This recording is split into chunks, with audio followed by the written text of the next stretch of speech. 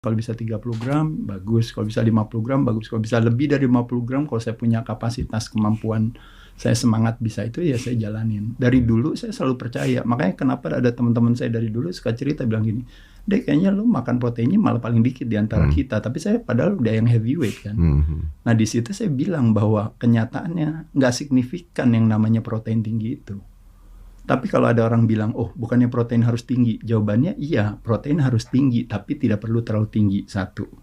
Kedua, problemnya sama masyarakat kalau kita ngomongin harus prioritas protein, karena masyarakat makannya kan karbo dan lemak kan. Jadi kolaborasi antara karbo olahan dan lemak olahan. Nah jadi dia kurang protein, sangat kurang. Sangat kurang protein. Nah bagi kita, kalau beneran kita bilang saya mau latihan dan saya mau ototnya besar, itu kalau menurut saya protein itu tuh ibarat kayak batu bata, tapi latihan beban adalah sesuatu yang kita harus memasang batu bata itu ke dinding.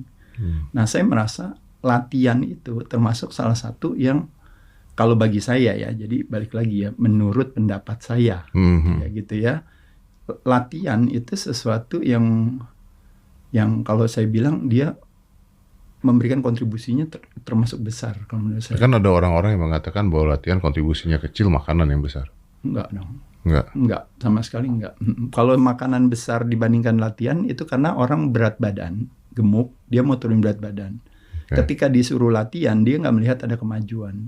Tapi ketika dia disuruh diet, disuruh fasting, disuruh kontrol karbo, dia langsung melihat itu. Nah pada saat itu makanya mereka kadang-kadang sering lompat ke dalam satu konklusi untuk bilang bahwa tuh lihat tuh 80% adalah diet. 20% adalah ini. Tapi for you?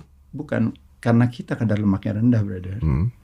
Brother malam ini kan yuk makan misalnya martabak manis atau besok pagi brother buka baju kan badan kering-kering aja. Iya sih. Nah, ya kan? Itu kan kayak gitu. Nah jadi faktor latihannya menjadi lebih penting. Apalagi kayak saya, brother tahu dari dulu saya latihannya selalu berat. Iya. Pertama, saya jadi atlet binaraga, saya udah juara panco duluan. Iya, benar. Saya juara panco nasional dengan berat badan saya hanya 70 kilo. Musuh saya kan lawannya 100 kilo.